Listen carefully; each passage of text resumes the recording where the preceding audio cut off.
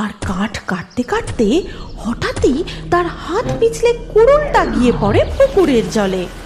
এ কি সর্বনাশ হলো! কুড়ুল তো পুকুরের জলে। এবার কি করব? আমি কাঠ কাটবো কি করে? হে ভগবান, হে জঙ্গলের দেবী, আমার কুড়ুল ফিরিয়ে দাও। তখনই পুকুরের জল তোলপাড় করে বেরিয়ে আসে এক বিভৎস চেহারার ভয়ঙ্কর পিশাচিনী। কিরে, তোর সাহস তো কম নয়। আমার জঙ্গলে আমার পুকুরের সামনে কি করছিস? ওরে বাবারে, কি ভয়ঙ্কর বিভৎস চেহারা! আমাকে ক্ষমা করে দাও, আমি নির্দোষ। আমার হাত ফসকে কুড়ুলটা পুকুরের জলে পড়ে গেছে। ফেরত চাস তোর কুড়ুল? হ্যাঁ, আমি এক গরিব কাঠুরে। কাঠ কেটে বাজারে বিক্রি করলে যা পয়সা পাই তাই দিয়ে সংসার চলে। নতুন কুড়ুল কেনার আমার সামর্থ্য নেই।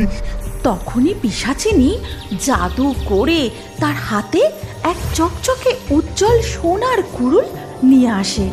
তারপর, দেখ তো এটা তোর কুড়ুল কিনা। না না, এটা আমার কুড়ুল না। আমার কুড়ুল তো লোহা আর কাঠের হাতল দিয়ে তৈরি।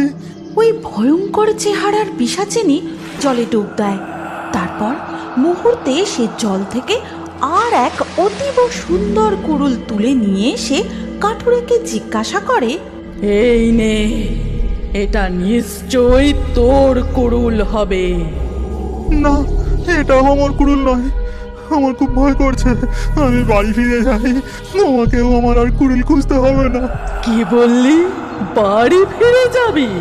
কুড়ুল খুঁজতে হবে না? পিশাচিনীর ভয়ঙ্কর অট্টহাসি দেখে কাঠুরে খুব ভয় পেয়ে যায়। সে আত্মহারা হয়ে দৌড়তে শুরু করে।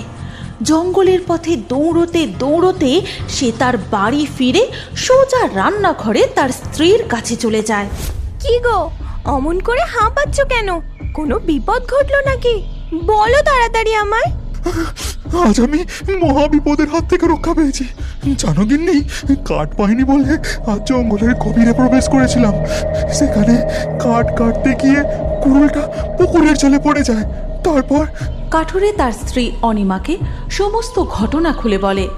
সবকিছু শোনার পর অনিমা অবাক হয়ে কাঠুরেকে বলে, শোনো বাপু, তুমি আর ওই পুকুরের সামনে ভুলেও যেও না, যেন না জানি তুমি কোন অপদেবতার ছলনায় পড়েছিলে। মা দুর্গাই তোমায় রক্ষা করেছে। এর পরের দিন সকালে, কই গো, আজ কাঠ কাটতে যাবে না? কি দিয়ে কাঠ কাটবো গো?